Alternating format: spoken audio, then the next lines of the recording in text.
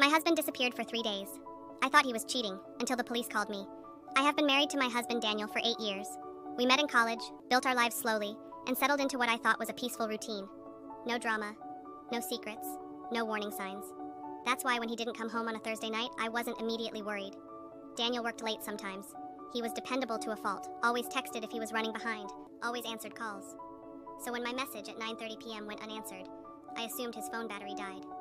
By midnight, my call went straight to voicemail. By morning, I knew something was wrong. I called his office. They said he left at his normal time. I checked his credit card activity.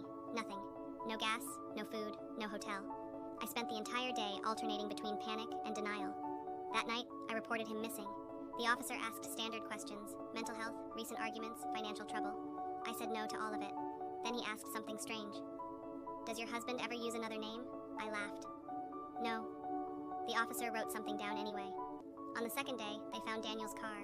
It was parked perfectly between the lines at a rest stop 40 miles away. Doors locked, wallet inside, wedding ring in the cup holder, phone on the passenger seat. The phone had been wiped completely. No contacts, no photos, no data at all, like it had never belonged to anyone. That's when I stopped thinking about cheating and started thinking about disappearing. The police brought me in to ask more questions. They showed me a photo taken from a highway camera about an hour before the car was parked. Daniel was driving, but he wasn't alone. Someone was in the passenger seat. The image was grainy, but the posture was unmistakable. The man was sitting the same way Daniel did. Same angle, same habit of resting his hand on his knee. I asked the officer who they thought it was. He hesitated, then said, "Someone who looks a lot like your husband." On the third day, the police called me.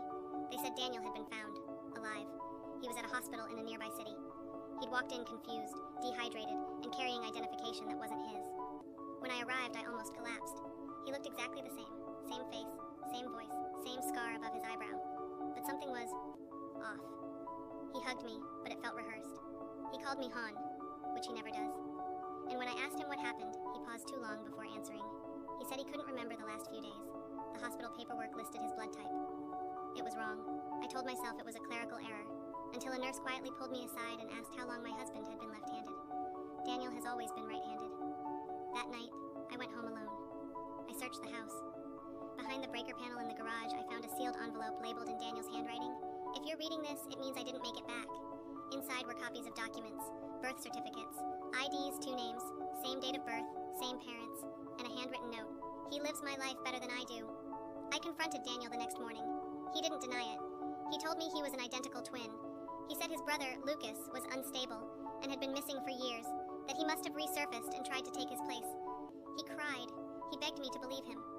I almost did, until the police called again. They told me the fingerprints of the man found at the hospital matched both identities, and the DNA didn't match either. That's when the real story came out. There were never 2 brothers. There were 3. Daniel explained everything. He said he and Lucas were part of a medical study as children. Experimental memory conditioning, identity reinforcement. One body, multiple cognitive imprints. Only one identity was ever supposed to be active. Lucas was the first. Daniel was created later. The original was someone else entirely. That was who disappeared 3 days ago. The man sleeping in my house wasn't my husband. He was the version that stayed. The police arrested him that afternoon. Before they took him away, he looked at me and said something that shattered me. "I loved you the most. That's why they let me keep you." I thought that was the end. It wasn't. 2 weeks later, I received a call from a restricted number. The voice on the other end was mine, but older. She said, "He didn't disappear, he switched." Then she hung up. That night, I found a new envelope behind the breaker panel, different handwriting. Inside was a single sentence. "If you're reading this, I finally got my life back." The next morning, I woke up with memories I don't recognize, a wedding that wasn't mine, and the terrifying certainty that the man I loved did come back. I'm just no longer sure which version I married.